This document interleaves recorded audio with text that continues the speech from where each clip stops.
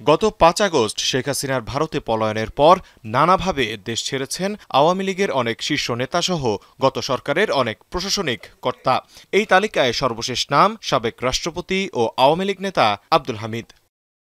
গেল বুধবার রাতে ইমিগ্রেশনের সকল প্রক্রিয়া শেষ করে ছেলে ও শ্যালককে নিয়ে থাইল্যান্ডের উদ্দেশ্যে দেশ ছাড়েন আব্দুল হামিদ। গণঅভ্যুত্থানে হত্যা মামলায় আসামি হয়েও কিভাবে প্রশাসনের নাকের ডগা দিয়ে দেশ ছেড়েছেন তিনি, এমন প্রশ্নের মুখে অন্তর্বর্তী সরকার। প্রশ্ন উঠেছে, প্রশাসনের উপর মহলের সহায়তা ছাড়া কিভাবে বিমানবন্দর পার হওয়া সম্ভব। শনিবার বিদেশে যাওয়ার প্রক্রিয়া দেখতে স্বরাষ্ট্র উপদেষ্টা হযরত শাহজালাল আন্তর্জাতিক বিমানবন্দরের ভিআইপি লঞ্চ পরিদর্শনে গিয়ে জানালেন, আব্দুল হামিদের দেশ ত্যাগ নিয়ে তদন্ত প্রতিবেদন পেলেই ব্যবস্থা নেওয়া হবে।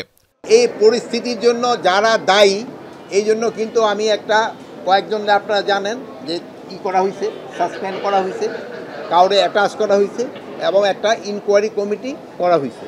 ইনকোয়ারি কমিটিতে মনে হয় 3 দিন কার্য দিবসের ভিতরে তাদের রিপোর্টটা সাবমিট করতে বলা হয়েছে এবং ওই রিপোর্ট সাবমিট করার পরেই যারা এটার জন্য দোষী তাদের এগেইনস্টে আইনানুগ ব্যবস্থা নেওয়া হবে।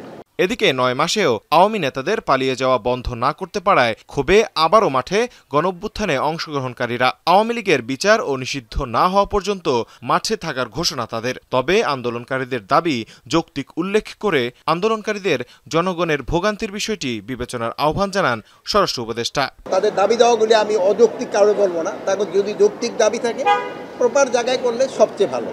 এখন দেখছেন যে তারা কিন্তু প্রথমে এক জায়গায় দেখি না, পরে যখন বলার পরে তারা কিন্তু শিফট করে গেছে অন্য জায়গায়। স্বরাষ্ট্র উপদেষ্টা দাবি করেন, শেখ হাসিনাকে দেশে ফেরাতে কাজ করছে Interpol.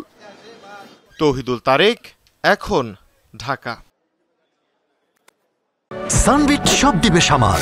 Sunbit magic press dishwashing এর মাথা ঘোরানো সলিউশন।